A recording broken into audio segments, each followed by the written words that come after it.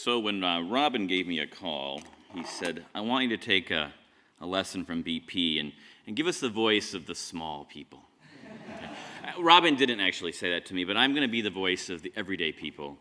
And the three core messages: local matters, civility matters, and inclusion matters.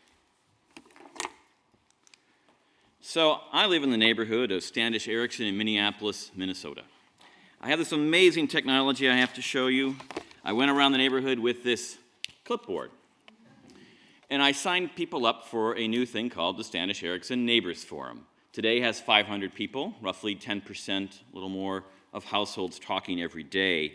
When we had a couple hundred people, one of the first topics was a guy named Michael posted a message, and he said, what I would really like to see in our neighborhood is a community garden. Me too. Let's have a meeting. A year and a half later, the Southside Star Community Garden opened up in my neighborhood. There are my two children on your right-hand side, meeting kids for the first time, being driven around in a wheelbarrow.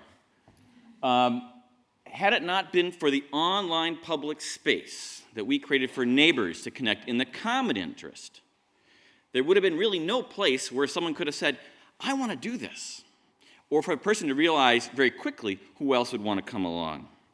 I believe that every neighborhood should have a local online space that connects people.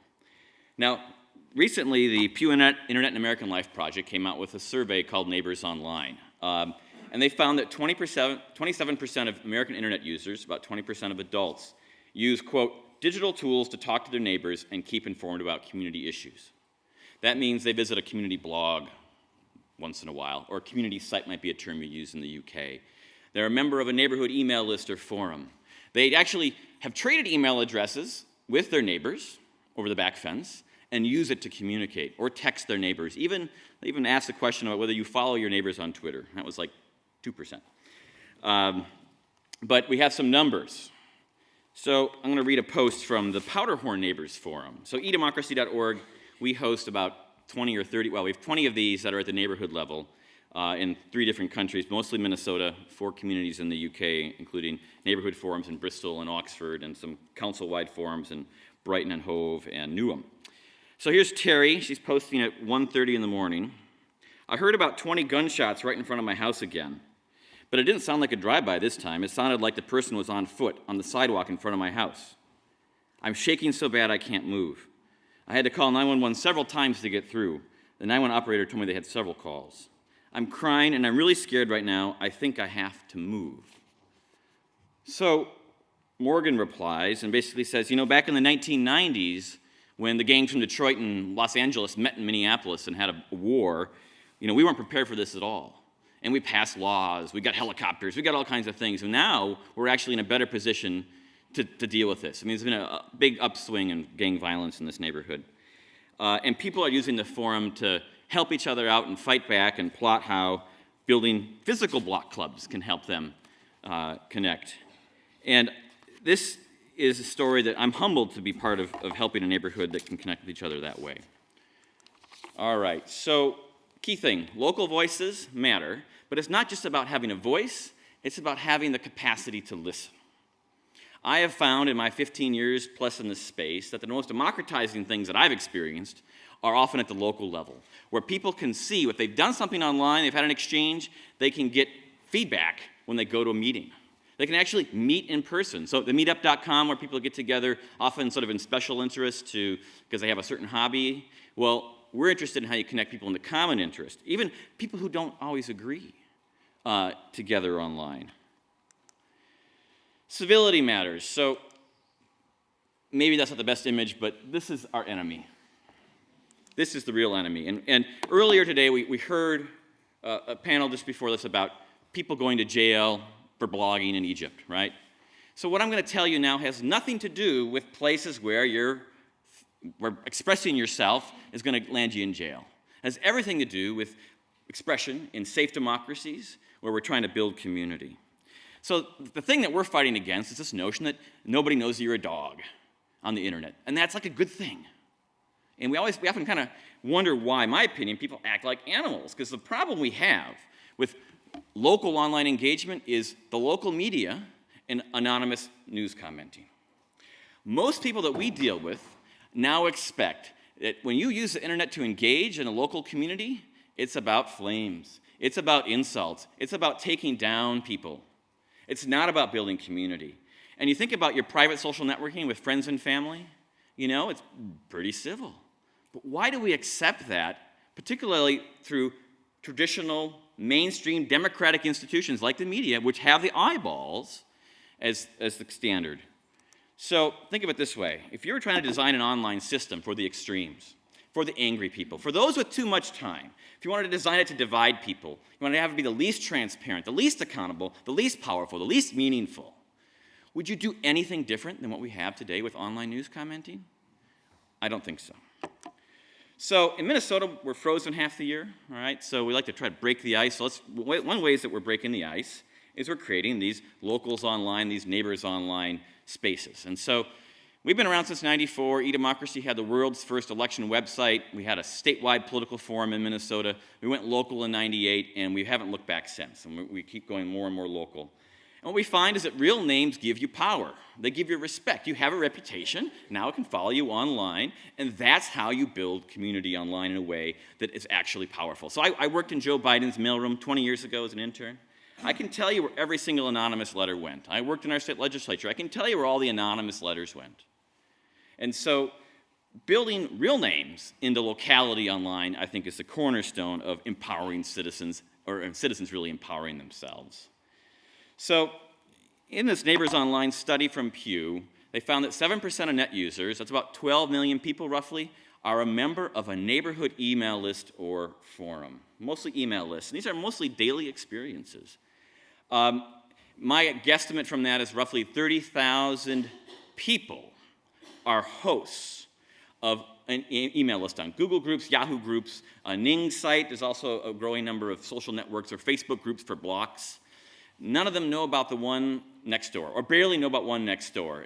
But that means that 30,000 people have decided to do this. It also, my guess is that about half the people who have tried have also failed. And so there's a real opportunity to connect and build the space. Inclusion matters. So this is some more numbers here. So of those 7% that are on the hyper-connected local email list forum, about 15% have incomes over $75K, right, a year. If you drop it just $25,000 a year, it drops to 3%.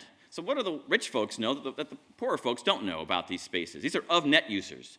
It drops from 7% down to 3% if you're Latino. Interestingly, African Americans and whites have parity at 8%. And also, very interestingly, women are far more engaged in neighbors online spaces than men.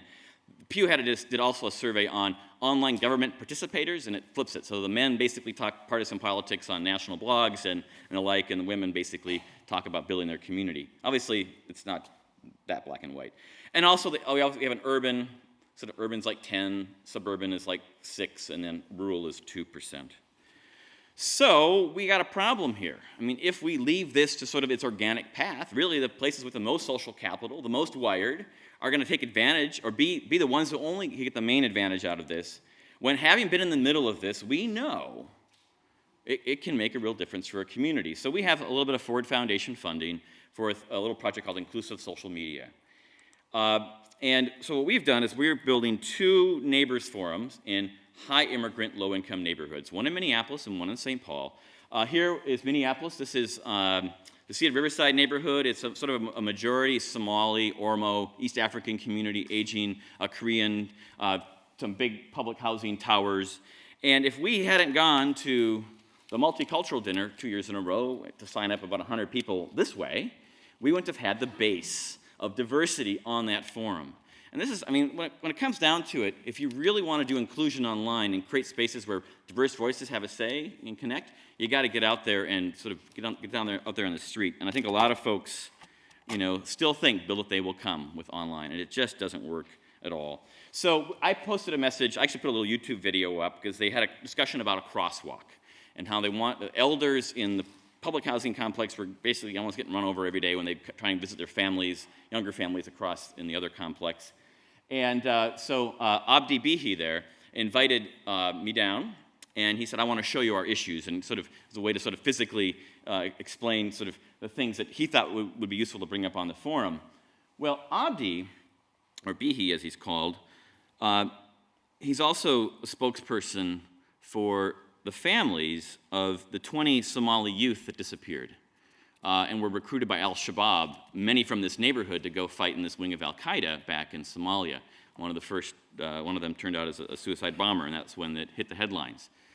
And so he'll post messages to this neighbors forum for other families in the community about why they should keep their kids out of al-Shabaab. So the idea that a neighbors forum is being used to keep people out of al-Shabaab, I mean, that's pretty fascinating to me. He also uses it to promote awareness around issues related to autism in the Somali community. There's a lot of concern about the percentage of children that have autism. He also uses it to go after Riverside Plaza security, who run the building, about them taking away bikes off the bike racks for whatever reason. So he's found, as a community organizer, the ability to use this space. And so we have, as a neutral project, we really embrace how people then can use these tools to engage the issues. And elected officials participate widely on our forums. And one of the main reasons that they do it far more at the neighborhood level than the citywide level, at the neighborhood level, they can say, these are my voters. These are my voters. And so that's the key piece there. So I just believe that everyone with inclusion should have these spaces, not just those that are sort of the low-hanging fruit. So kind of a what's next challenge. I really, looking at the sort of empowering citizens, I don't believe that we can wait for the government or foundations or anyone to empower us. Every single person in this room lives in a neighborhood somewhere. Any one of you can start a Google group tomorrow, a Ning group tomorrow, or an E-Democracy neighborhood group. Anyone here can. And for all the talent that we have to change the world, so we've heard a lot about changing the world, I'm interested in how we also can use that talent neighborhood by neighborhood. There's an online group that we've started called Locals Online, and it's a community of practice among people who are in this space. Like I said, almost everything is independent, but there are some brands, right? So you have your Talk About Local group here in the UK. You have Local 2.0 by the Young Foundation, Street Bank, a startup. Openly Local has an excellent directory of hyper-local sites. That's kind of the community site vein. Front Porch Forum in Vermont, iNeighbors, which is an academic project, Neighbors for Neighbors in Boston, Mob Residents in France, and the Network Neighbors group, Neighborhoods group here, based on Haringey's online experience with the Ning site. We need to figure out how to bring together the success stories of this field and move millions of people. So 12 million in the US is good, but why not 24? And how do we get there?